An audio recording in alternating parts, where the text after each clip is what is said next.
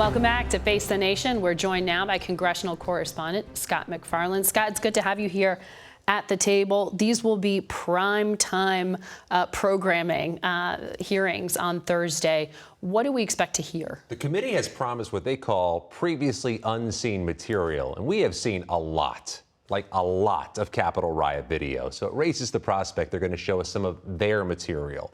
According to our reporting, recordings were made or recordings were requested of some of the top-level witnesses who met with this January 6th committee. We may hear or see some of that, and it's worth reminding people of the range of interviews: Ivanka Trump, Jared Kushner, Rudy Giuliani, and some of the rank-and-file rioters. Watch out for this. We know some of the defendants in the criminal case have gone before this committee, mentioned they've gone before the committee to seek leniency. They have voices that could be heard during these hearings, either on tape or live in person. So some of this will be produced on tape. You know, we've heard from members like Congressman Jamie Raskin promises to blow the roof off the House. Are expectations being set too high here? It's unclear who's going to be in the House looking at the roof. The committee has a series of hearings, likely all of them this month in June, as America is busy with summer. Also, who are the persuadables? Who has an open mind and is willing to listen and perhaps change their mind based on whatever is being shown by this committee? Or are people's ideas too baked in? And one other thing, Margaret, the Republicans who have defied this committee, the 5 Republicans subpoenaed who've not come in to speak, and the Republicans who've criticized the committee outside, have not paid a political price for doing so. In fact, Margaret, they may be better positioned for their primaries or general elections because of it. That has weakened a bit of the foundation. Scott, I know you'll be busy this week and in the weeks ahead. Thank you for coming in this Sunday. We're going to go now to California Democratic Congressman Adam Schiff. He joins us from Los Angeles. Mr. Chairman, good morning to you. Good morning. You wear a lot of hats, but I want to ask you about the January 6th committee that you serve on. The Justice Department, as you know, on Friday decided not to prosecute the former Chief of Staff Mark Meadows or Social Media Director Dan Scavino for refusing to cooperate with your committee. I know the committee said that was puzzling. Is it your understanding that these men are immune from all prosecution? No, they're not, and it is very puzzling why these 2 witnesses would be treated differently than the 2 that the Justice Department is prosecuting. There is no absolute immunity. These witnesses have very relevant testimony to offer in terms of what went into the violence of January 6th, the propagation of the big lie, and the idea that witnesses could simply fail to show up.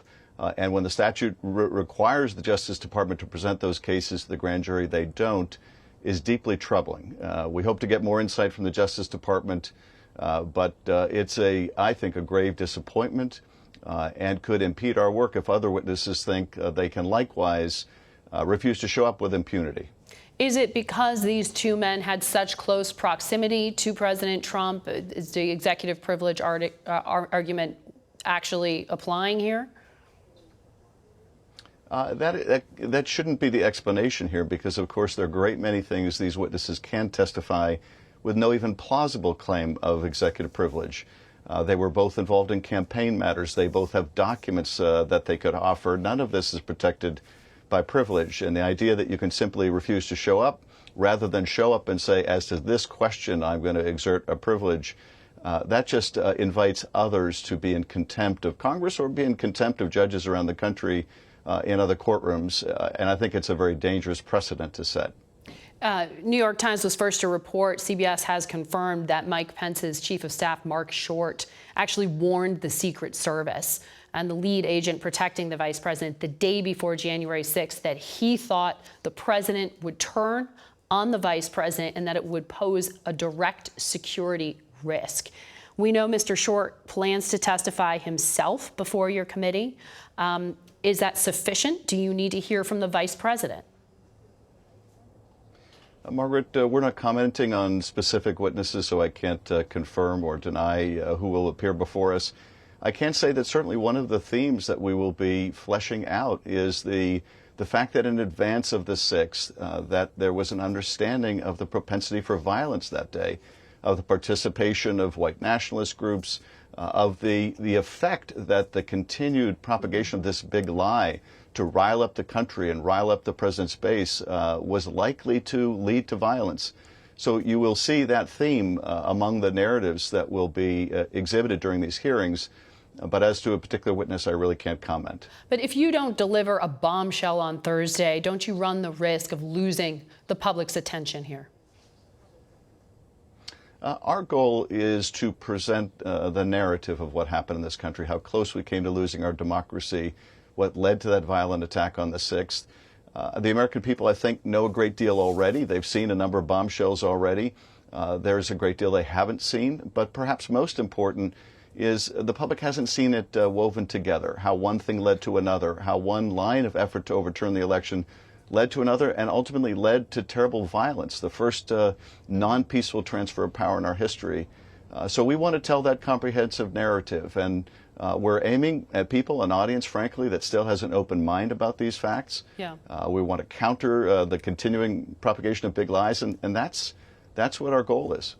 I want to ask you about inflation, which is a problem throughout the country. The San Francisco Fed said that the American Rescue Plan contributed about 3 percentage points to inflation. It's not the primary driver, but a contributor to it. In hindsight, do you think Democrats should have structured that $2 trillion package differently? Should it have been smaller? No, I don't think so. And of course, there have been other studies that have reached the opposite conclusion, that it had an even more minimal impact on inflation. It's a non-political What I group, do think is the cause, and well, no, I understand that. But again, there are studies that show that it had a negligible impact on inflation as well that are also very credible. I think the reality is, though, and this I think is borne out by all the evidence, is there was a global inflationary pressure, a global problem with supply chains. Our economy, in fact, grew so fast in the United States that problem is particularly acute, because the demand when we emerged, so quickly from the pandemic and grew so many jobs, the disparity between that demand and the supply was so pronounced as to lead to this inflation. But people are suffering from it. We've got to attack it in every way we can. I think, sadly, the Republicans are getting in our way because they would rather have the issue of inflation than really do something about it to help the country. And this is what we're confronting in Congress and what the administration is battling against. Well, the administration seems to also be making some foreign policy decisions that keep inflation in mind as well. We know the president is preparing to travel to Saudi Arabia this summer, and he'll meet with the royal family, including potentially Mohammed bin Salman, the crown prince, who U.S. intelligence said issued that order to kill or capture a U.S.-based writer named Jamal Khashoggi.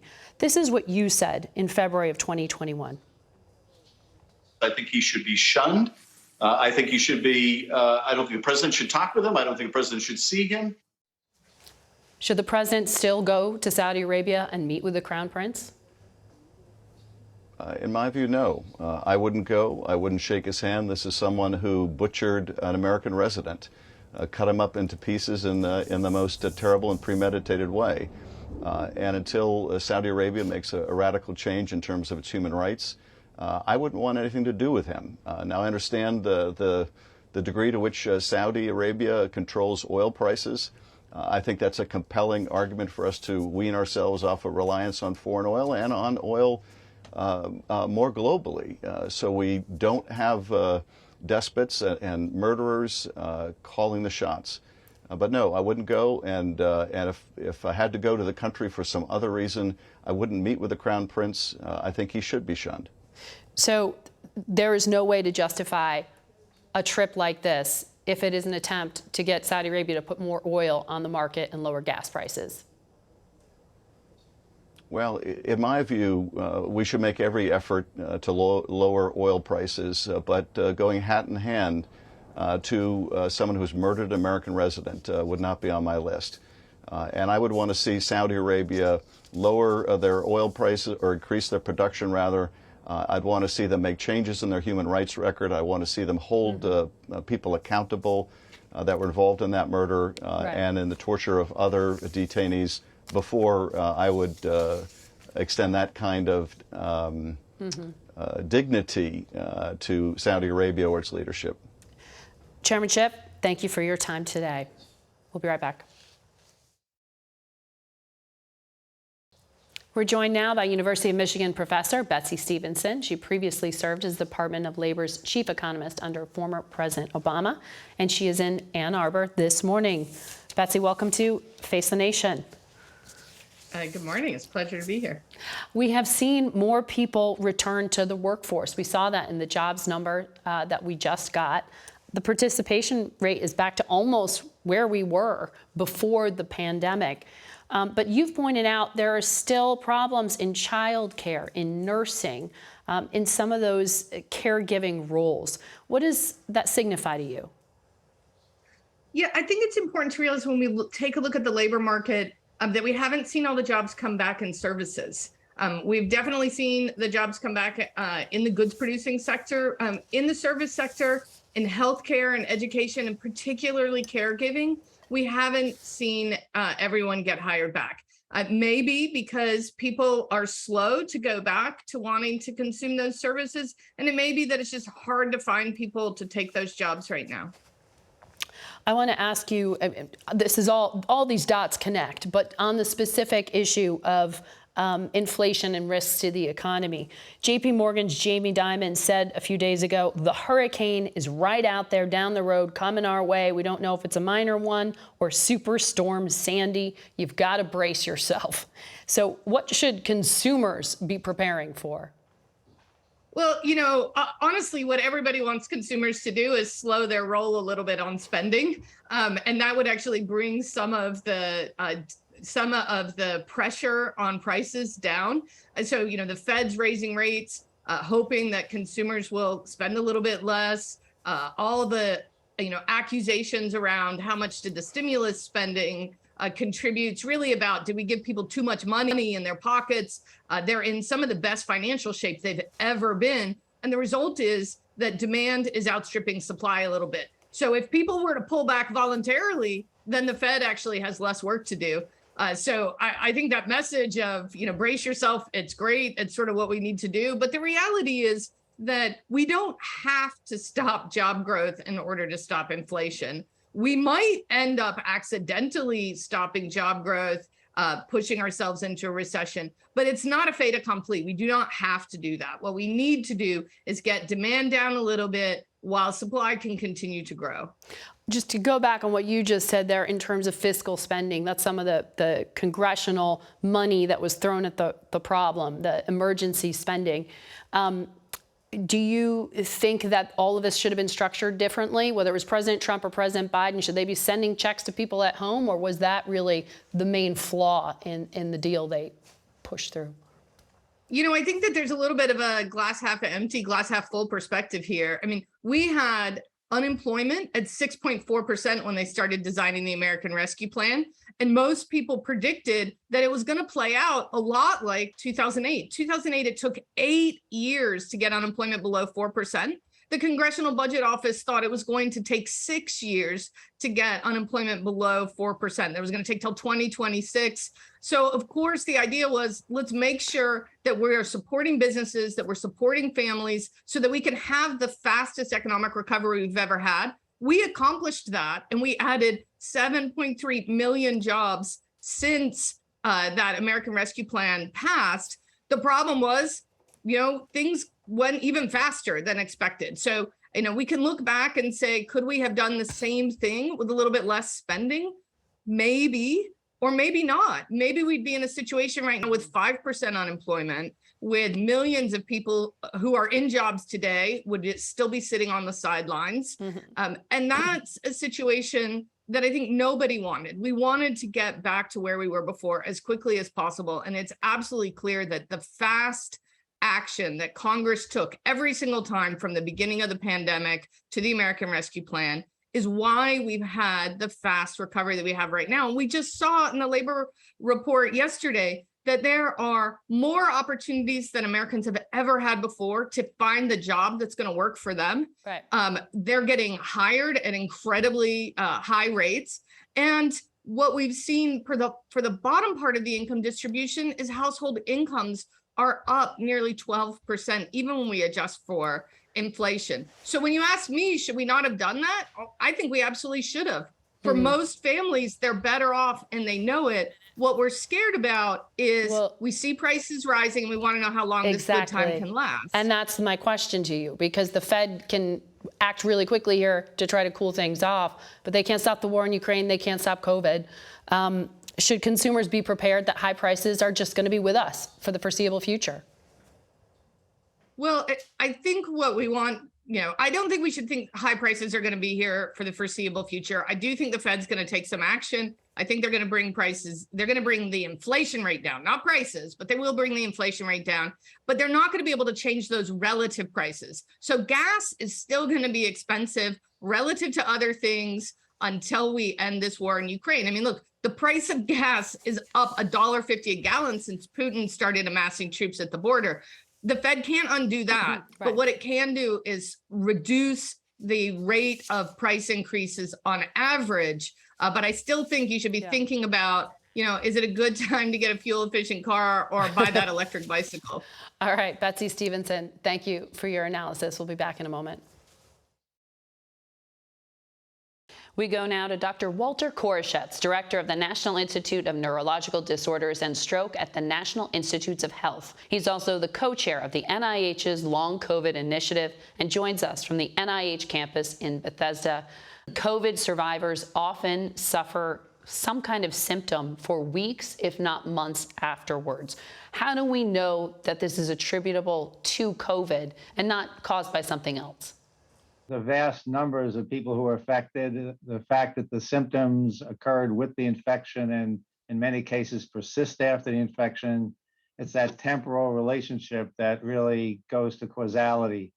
There are some unusual features, though. Some people get better and then they develop the symptoms back again. It's a little less clear. And what are the symptoms? Because I've read such a broad array, from brain fog to people having difficulty getting lung capacity back. Senator Tim Kaine talked about feeling like he had Alka-Seltzer bubbles on his skin. Sure. What is a symptom of long COVID? The great difficulty is the fact that the heterogeneity of the symptoms is quite vast. But I think there are some characteristics that make it very unusual. People develop usually more than one symptom. There's usually a cluster of symptoms, and they are falling into certain categories. So there are neurologic troubles, like you mentioned, trouble concentrating, sleeping, sometimes peripheral nerve trouble, that sense of the bubbling on your skin. Some people have pulmonary difficulties with continued sense of shortness of breath and a cough. Some people have cardiovascular trouble, a lot of trouble with exercise intolerance. Fatigue is just pretty much with most of the people have trouble. There's digestive tract trouble as well. And people tend to have, a couple here and a couple there, but they are all seemingly tied to having had their COVID infection. So the NIH Recover study was launched in February 2021. You've got about $1 billion or more funding the research you're doing. What have you found in that study, and when will your results be made public? We have upwards around 4,000 people already enrolled, which makes it the largest in-person study of the post-COVID situation. And right now we're collecting data on the different symptoms. We want to understand the underlying biology that's causing this trouble. This is not a new problem exactly, because there are other infections in the past that have led to similar symptom clusters in people after infection. We've never been able to figure that out. This is our chance, I think, to delve deep and to try and understand what is going on in the biologic recovery and the people who don't make a good recovery. So at this point, some of the studies that have been done suggest that 60% of long COVID patients are female, that neurological symptoms can persist for about 15 months or more. The CDC says COVID survivors have twice the risk for developing a pulmonary embolism or respiratory conditions. 1 in 5 has a condition that could be due to COVID. Are all of those things consistent with what you are seeing right now? I think so. This is a significant problem for the country going forward. Now, what we don't know is how long it will last. We don't know what the long-term effects, a decade now from what COVID has done to our health in the country. It looks as though right now there's also an increased chance of developing diabetes after COVID. We don't know about heart disease, dementia, all the other diseases that naturally occur either. But that's kind of what we have to get at the bottom of. How is it that we are 2 years or more into this pandemic and we know so little? And do we at least know that there are treatments for long COVID? We don't have like a magic bullet, a cure for long COVID, because we don't understand what's driving it biologically. And so to get that, holy grail, we need to understand what is wrong in the body that's causing these symptoms, clusters of symptoms in people. And for the other infections that have occurred in the past, we've never been able to figure that out. So there's people with post-infectious mononucleosis, people with post-Lyme, they've been suffering the same things. There's a condition called myalgic encephalomyelitis, chronic fatigue syndrome, that looks almost identical to what we're seeing. And these have existed for decades. We've never been able to figure them out. And yet people should have hope, because from what we've seen so far, people after COVID, even months after, still are getting better. So it's kind of targeting the symptoms and targeting the underlying biology, the two main avenues we're going after. And for someone who's listening to you right now and they think they might have long COVID, what would you advise them to do when they see their doctor? Just being forthright with your physician and telling him what your problems are is the first step, and not being afraid of it. The knowledge about this condition is spreading like wildfire across the country, so it's not a brand new thing anymore. It's called the post-COVID condition. So it's actually getting out into the general medical practice now. Doctor, thank you for your research. We will track it, and we know the effects of this pandemic will be with us for some time in many different ways. We will be right back. That's it for us today. Thank you all for watching. Be sure to tune in to our primetime coverage of the January 6th investigation hearings. That's Thursday night at 8 p.m. Eastern on our broadcast or streaming network. Until next week, for Face the Nation, I'm Margaret Brennan.